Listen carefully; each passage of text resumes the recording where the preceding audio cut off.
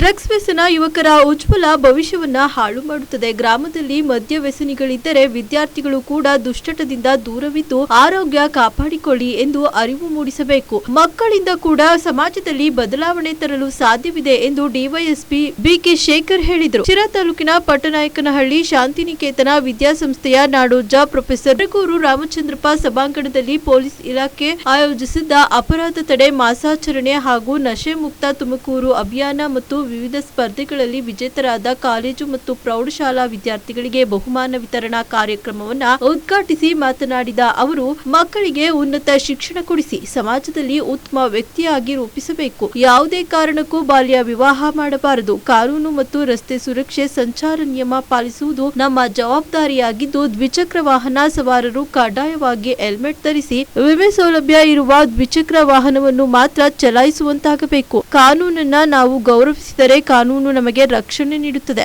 ಸಾರ್ವಜನಿಕರು ಸಮವಸ್ತ್ರವನ್ನ ಧರಿಸದ ಪೊಲೀಸರೇ ಎಂಬುದನ್ನ ತಿಳಿಯಬೇಕು ಎಂದರು. ಈ ಒಂದು ಅರ್ಥಪೂರ್ಣ ಕಾರ್ಯಕ್ರಮದ ಆಯೋಜಕರು ಅಧ್ಯಕ್ಷತೆ ವಹಿಸಿರುವ ಮತ್ತು ಈ ಒಂದು ವಿದ್ಯಾಸಂಸ್ಥೆಯ ಅಧ್ಯಕ್ಷರು ಆದಂತ ಪಾಂಡುರಂಗಪ್ಪ ಅವರೇ,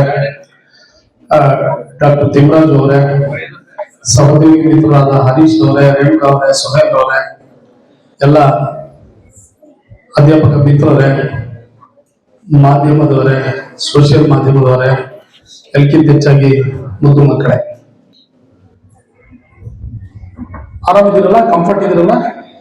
ಮತ್ತೇನೆಲ್ಲ ಹೆದರಿ ಕೂರ್ಬೇಡಿ, ಮಾತಾಡ್ಬೇಡಿ, ಅಷ್ಟೇ ಆರಾಮಾಗಿ ಬಿ ಫ್ರೀ. ಓಕೆ, ನನಗೆ ಈ ಸ್ಕೈ ಬ್ಲೂ ಕಂಡ್ರೆ ಬಹಳ ಇಷ್ಟ. ನೀವು ಹಾಕಿದಿರೋ ಯೂನಿಫಾರ್ಮ್ ನೀವಲ್ಲ. ಯಾಕೆ ಗೊತ್ತಾ? ನಾನು ಹೈಸ್ಕೂಲ್ ಅಲ್ಲಿ ಇರುವಾಗ ನಾನು ಕೂಡ ಇದೇ ಯೂನಿಫಾರ್ಮ್ ಹಾಕ್ತಿದ್ದೆ. ನಾನು ಓದೋದೊಂದು ಗೌರ್ಮೆಂಟ್ ಸ್ಕೂಲು, ಸರ್ಕಾರಿ ಪ್ರೌಢಶಾಲೆ ನಾನು ಓದೋದು ನಮ್ಮೂರಲ್ಲಿ. ಆವಾಗ ನನ್ನ ಯೂನಿಫಾರ್ಮ್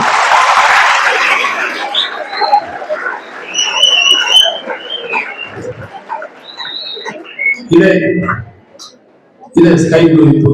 ನೀಲಿ ಬಣ್ಣದ ಶರ್ಟು, ಕಾಕಿ ಪ್ಯಾಂಟ್ ಇತ್ತು. ಹಂಗಾಗಿ ಈ ಬಣ್ಣ ಕಂಡ್ರೆ ತುಂಬಾ ಇಷ್ಟ. ಈ ಬಣ್ಣ ಧರಿಸಿರೋಂತ ನೀವು ಕಂಡ್ರೆ ಇನ್ನೂ ತುಂಬಾ ಜಾಸ್ತಿ ಇಷ್ಟ. ರೈಟ್?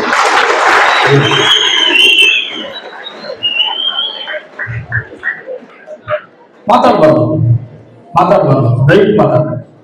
ಈಗ ನಾನು ಮೊದಲಿಗೆ ಅಭಿನಂದನೆ ಸಲ್ಲಿಸ್ತಾ ಇದ್ದೀನಿ. ನಮ್ದೊಂದು ಹಾಡು ಮತ್ತೆ ಒಂದು ಸ್ವಾಗತದ ಡ್ಯಾನ್ಸ್ ಮತ್ತೆ ನಶೆಮುಕ್ತ ಡ್ಯಾನ್ಸ್ಗೆ ಬಹಳ ಚೆನ್ನಾಗಿ ನೃತ್ಯ ಮಾಡೋದು ಮಕ್ಕಳು. Really congratulate. ಯಾವ ಕೊರಿಯೋಗ್ರಫಿ ಅಂತ ಮಾಡೋದು ಗೊತ್ತಿಲ್ಲ, ಯಾವ ಟೀಚರ್ ಮಾಡೋದು ಗೊತ್ತಿಲ್ಲ. ನಾನು ಬಹುಶಃ ನಮ್ಮ ಜಿಲ್ಲಾ ಕೇಂದ್ರ ತುಮಕೂರಲ್ಲೂ ಕೂಡ ಇದು ಇಷ್ಟು ಚೆನ್ನಾಗಿ ಮಾಡಿಲ್ಲ ಈ ತರದ್ದು. ಹಂಗಾಗಿ ನೀವು ಮಾಡಿದ್ದೀರಾ.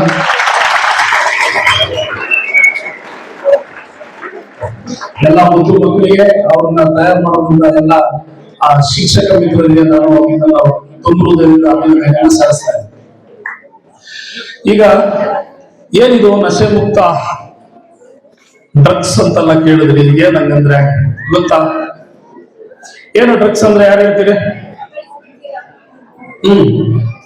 ಏನು ಡ್ರಗ್ಸ್ ಅಂದ್ರೆ ಏನ್ ಗೊತ್ತು? ಗಾಂಜಾ ಒಂದೇನ? ಆಮೇಲೆ ಚರಸ್,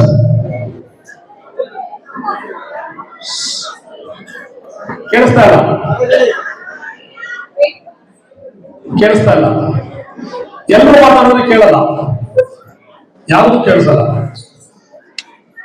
ಓಕೆ, ನಾನು ಹೇಳ್ತೀನಿ ಏನು ಅದ್ರದ್ದು ಎಫೆಕ್ಟ್ ಏನು, ಏನೆಲ್ಲ ದುಷ್ಪರಿಣಾಮ ಆಯ್ತದೆ, ಆರೋಗ್ಯದ ಮೇಲೆ ಹೆಂಗೆ ಪರಿಣಾಮ ಆಗುತ್ತೆ ಅಂತೇಳಿ ನಮ್ಮ ಡಾಕ್ಟರ್ ಇದ್ದಾರೆ, ಡಾಕ್ಟರ್ ಹೇಳ್ತಾರೆ, ಡಾಕ್ಟರ್ ತಿಮ್ಮರಾಜ್ ಅವರು ಹೇಳ್ತಾರೆ.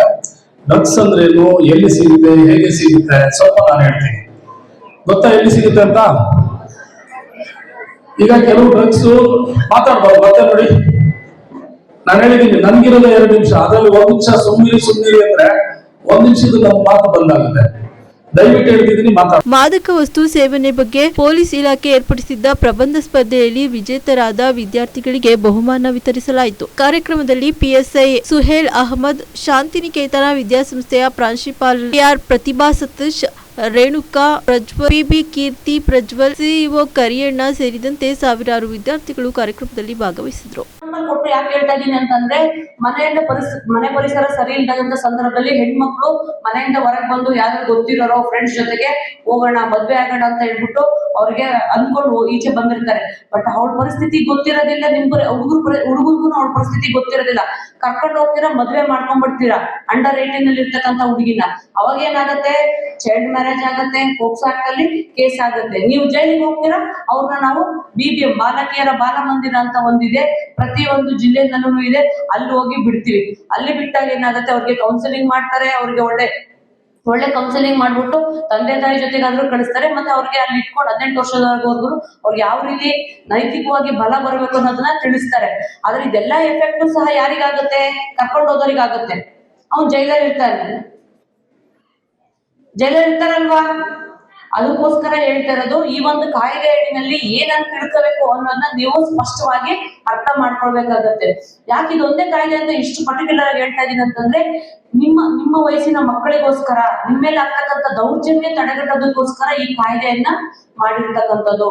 ಈ ಕಾಯ್ದೆಯಲ್ಲಿ ನಾವು ಈ ಕಾಯ್ದೆ ಅಡಿಯಲ್ಲಿ ನಾವು ಕೇಸ್ ದಾಖಲು ಮಾಡಿರ್ತೀವಲ್ಲ, ಇದನ್ನ ಒಂದು ಜಿಲ್ಲಾ ಹಂತದಲ್ಲಿ ಒಂದು ಸ್ಪೆಷಲ್ ಕೋರ್ಟ್ ಅಂತ ಇದೆ, ಅಲ್ಲಿ ತನಿಖೆ ನಡೆಸ್ತಾರೆ. ನಾವೆಲ್ಲ ಆದ್ಮೇಲೆ ಅಲ್ಲಿ ನಿಮ್ಗೆ ಸಾಕ್ಷ್ಯಗಳನ್ನ ತೆಗೆದ್ಬಿಟ್ಟು ಎವಿಡೆನ್ಸ್ ಎಲ್ಲ ಮಾಡ್ತಾ ಇರ್ತಾರೆ.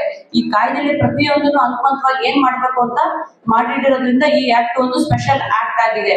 ಅದೇ ರೀತಿ ನಾನು ಏನ್ ಹೇಳ್ತಾ ಇದೀನಿ ಅಂತಂದ್ರೆ, ನಿಮ್ಗೆ ಈ ಒಂದು ಕಾಯ್ದೆ ಅಡಿಯಲ್ಲಿ ನಾನು ಹೇಳಿದೆ, ನಿಮ್ಮ ಮನೆಯಲ್ಲಿ ಅಕ್ಕಪಕ್ಕದಲ್ಲಿ ಆ ಪರಿಚಯಸ್ಥರಲ್ಲಿ ಯಾರಾದ್ರೂ ನಿಮಗೆ ಗೊತ್ತಿಲ್ಲದೆ ಅಥವಾ ನಿಮ್ಗೆ ಗೊತ್ತಿರುವಂತಹ ವ್ಯಕ್ತಿಗಳಿಗೆ ಈ ತರ ಮಾಡ್ತಾ ಇದ್ರೆ, ಅವರು ಕಡೆ ಆಗದ ಪರಿಸ್ಥಿತಿಯಲ್ಲಿ ಇದ್ರೆ, ನೀವು 112 ಕಾಲ್ ಮಾಡಿ ಅಥವಾ ಜಿಲ್ಲಾ ಮಕ್ಕಳ ಘಟಕ ಅಂತ ಇದೆ, ಅದು ತರ ತಿಳಿಸ್ಬೋದು. ಅದನ್ನ ತಿಳಿಸಿದ್ರೆ ಅವ್ರ ಮೇಲೆ ಆಗ್ತಕ್ಕಂತಹ ದೌರ್ಜನ್ಯನ ತಡೆಗಟ್ಟೋದಕ್ಕೆ ನಾವು ಮತ್ತೆ ಏನು ಜಿಲ್ಲಾ ಹಂತದಲ್ಲಿ ಇರ್ತಕ್ಕಂಥ ಚೈಲ್ಡ್ ವೆಲ್ಫೇರ್ ಕಮಿಟಿಗಳು ಇರ್ತಾವಲ್ಲ, ಇವರೆಲ್ಲರೂ ಸಹ ನಿಮ್ಗೆ ಸಹಕಾರ ಕೊಟ್ಟು ನಿಮ್ನ ಈ ಒಂದು ದೌರ್ಜನ್ಯದಿಂದ ನಾವು ಯಾವ್ದೇ ತೊಂದರೆ ಆಗದ ರೀತಿ ಕಾಪಾಡ್ಬೋದು. ಮಾಡ್ತೀರಾ? ಯಾರಿಗಾದ್ರೂ ಈ ತರ ಪ್ರಾಬ್ಲಮ್ ಆಗಿದ್ಯಾ? ಯಾರಿಗೂ ಆಗಿಲ್ಲ, ಒಳ್ಳೇದು. ಯಾರಿಗೂ ಆಗಿಲ್ಲ ಅಂದ್ರೆ ಒಳ್ಳೇದು. ಆದ್ರೆ ನೀವು ಇದನ್ನ ತಿಳ್ಕೋಬೇಕು ಅಂತಾನೆ ಹೇಳ್ಬಿಟ್ಟು ಈ ಸ್ಪೆಷಲ್ ಆಕ್ಟ್ ಅಂತ ಇಟ್ಟಿದ್ದಾರೆ. ಶಾಲಾ ಹಂತದಲ್ಲಿ ತಿಳ್ಕೊಂಡ್ರೆ ನಿಮ್ಗೆ ಗೊತ್ತಾಗತ್ತೆ. ನೀವು ಶಾಲಾ ಹಂತದಲ್ಲಿ ತಿಳ್ಕೊಂಡು ಯಾವ್ದು ಒಳ್ಳೇದು ಯಾವ್ದು ಕೆಟ್ಟದ್ದು ಅದನ್ನ ತಿಳ್ಕೊಂಡ್ರೆ ನಿಮ್ಗೆ ನಿಮ್ಮ ಒಂದು ಲೈಫು ಏನ್ ಎಜುಕೇಶನ್ ಲೈಫು ಚೆನ್ನಾಗಿರುತ್ತೆ. ನೀವು ಚೆನ್ನಾಗಿ ಓದ್ತೀರಾ, ಒಳ್ಳೆ ಕೆಲ್ಸಕ್ಕೆ ಹೋಗ್ಬೋದು.